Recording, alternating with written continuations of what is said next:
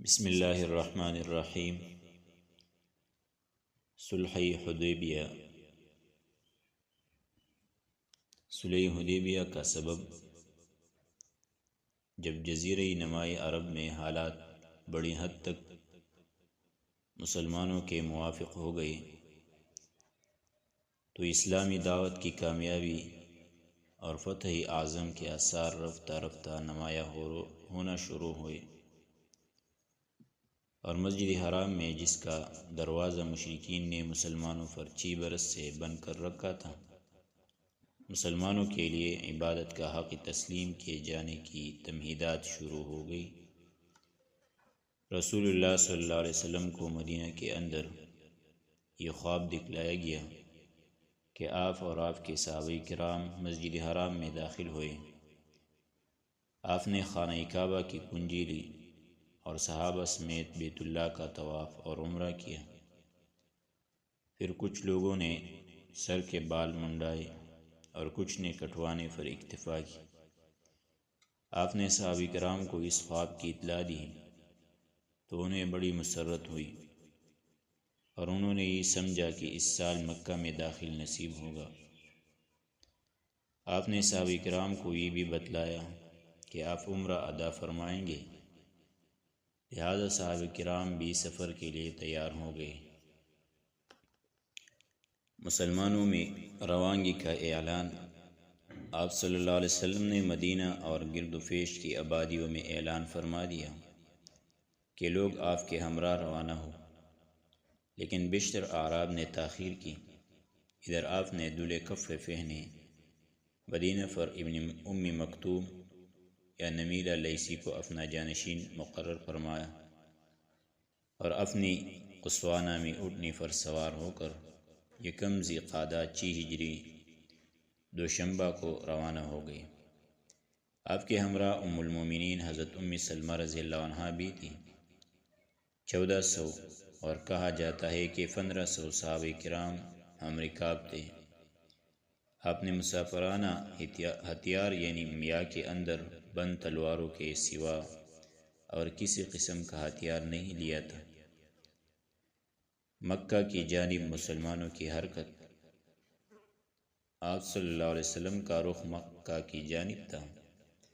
ذوالحلیفہ پہنچ کر آپ نے ہدی کو قلادے پہنائے، کوہان چیر کر نشان بنایا اور عمرہ کا احرام باندھا، تاکہ لوگوں کو اطمینان رہے کہ آپ صلی اللہ علیہ وسلم جنگ نہیں کریں گے۔ آگے قبیلہ خزاعہ کا ایک جاسوس بھیج دیا تاکہ وہ قریش کے عزائم کی خبر لائے۔ اسپان کے قریب پہنچے تو اس جاسوس نے آ کر اطلاع دی کہ میں کعب بن لؤی قبیلہ کو اس حالت میں چھوڑ کر آ رہا ہوں کہ انہوں نے آپ سے مقابلہ کرنے کے لیے احابیش کو جمع کر رکھا ہے اور بھی جمعیتیں فراہم کی ہے، اور وہ آپ سے لڑنے اور آپ کو بیت اللہ سے روکنے کا تہیہ کیے ہوئے ہیں۔ اس اطلاع کے بعد نبی صلی اللہ علیہ وسلم نے صحابہ کرام سے مشورہ کیا اور فرمایا کہ آپ لوگوں کی یہ رائے ہے کہ یہ لوگ جو قریش کی اعانت پر کمر بستہ ہے، ہم ان کے اہل و عیال پر ٹوٹ پڑیں اور قبضہ کر لیں۔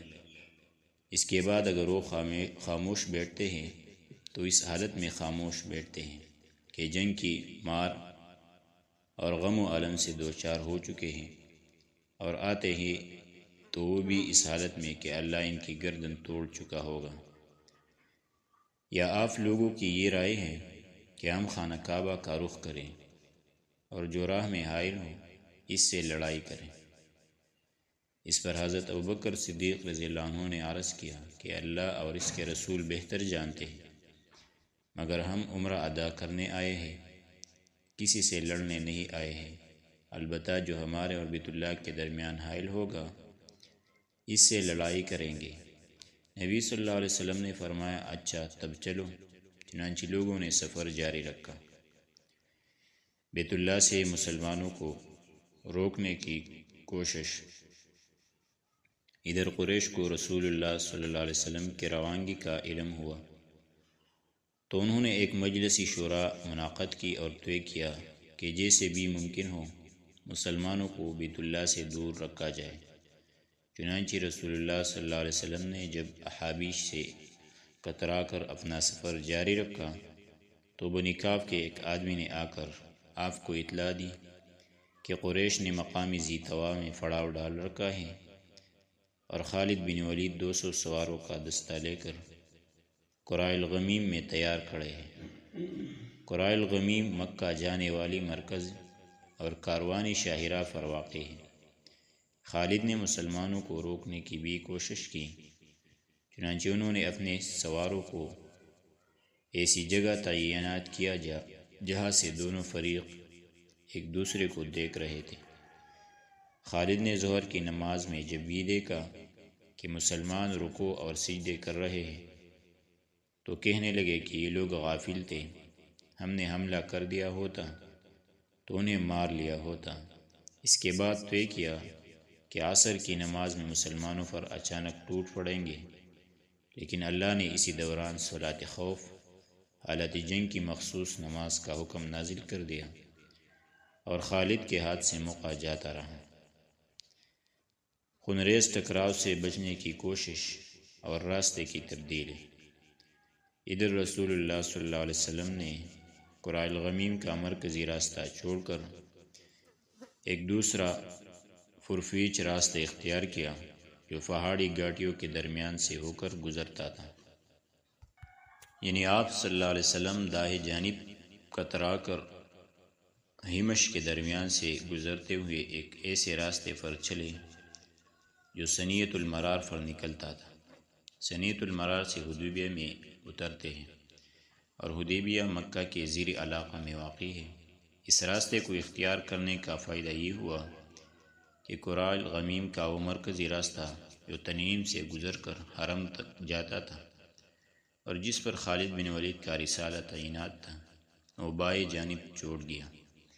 خالد نے مسلمانوں کے گرد و غبار کو دیکھ کر جب یہ محسوس کیا کہ انہوں نے راستہ تبدیل کر دیا ہے تو گھوڑے کو ایڑ لگائی اور قریش کو اس نئی صورتحال کے خطرے سے آگاہ کرنے کے لیے باغم باغ مکہ پہنچے۔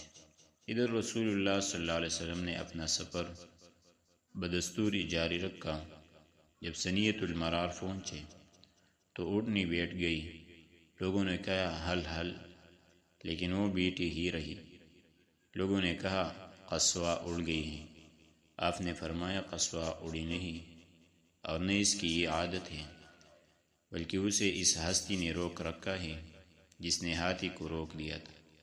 پھر آپ نے فرمایا اس ذات کی قسم جس کے ہاتھ میں میری جان ہے، یہ لوگ کسی بھی ایسے معاملے کا مطالبہ نہیں کریں گے جس میں اللہ کی حرمتوں کی تعظیم کر رہے ہوں، لیکن میں اسے ضرور تسلیم کر لوں گا۔ اس کے بعد آپ نے اونٹنی کو ڈانٹا تو وہ اچھل کر کھڑی ہو گئی۔ پھر آپ نے راستہ میں تھوڑی سی تبدیلی کی اور اقصائی حدیبیہ میں ایک چشمہ پر نزول فرمایا جس میں تھوڑا سا پانی تھا اور اسے لوگ ذرا ذرا اچھالے رہے تھے، چنانچہ چند ہی لمحوں میں سارا پانی ختم ہو گیا۔ اب لوگوں نے رسول اللہ صلی اللہ علیہ وسلم سے پیاس کی شکایت کی۔ آپ نے تشکش سے ایک تیر نکالا اور حکم دیا کہ چشمے میں ڈال دیں۔ لوگوں نے ایسا ہی کیا۔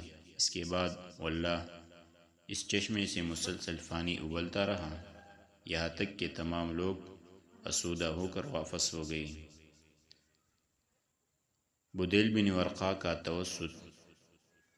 رسول اللہ صلی اللہ علیہ وسلم مطمئن ہو چکے تو بدیل بن ورقا خزاعی اپنے قبیلے خزاعہ کے چند افراد کی میت میں حاضر ہوا۔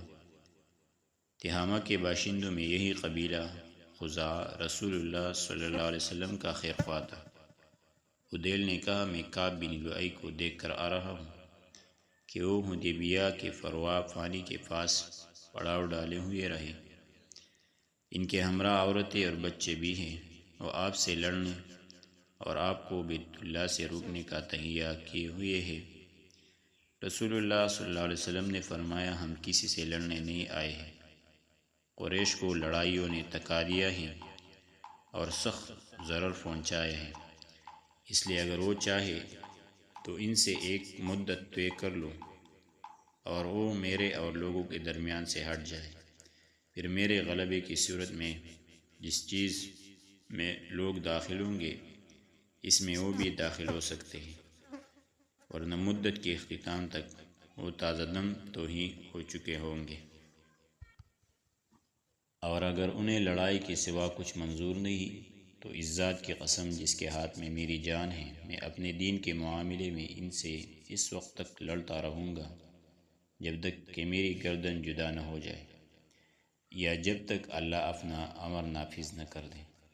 بدیل نے کہا، آپ جو کچھ کہہ رہے ہیں میں اسے قریش تک پہنچا دوں گا۔ اس کے بعد وہ قریش کے پاس پہنچا اور بولا، میں ان صاحب کے پاس سے آ رہا ہوں، میں نے ان سے ایک بات سنی ہے، اگر چاہو تو پیش کر دوں۔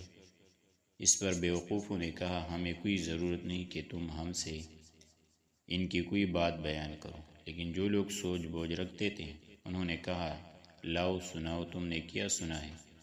بدیل نے کہا، میں نے انہیں یہ اور یہ بات کہتے سنا ہے۔ اس پر قریش نے قرظ بن حفص کو بھیجا، اسے دیکھ کر رسول اللہ صلی اللہ علیہ وسلم نے فرمایا، یہ بدعہد آدمی ہے۔ چنانچہ جب اس نے آپ کے پاس آ کر گفتگو کی تو آپ نے اس سے وہی بات کہی جو بدیل اور اس کے رفقا سے کہی تھی۔ اس نے واپس جا کر قریش کو پوری بات سے باخبر کیا۔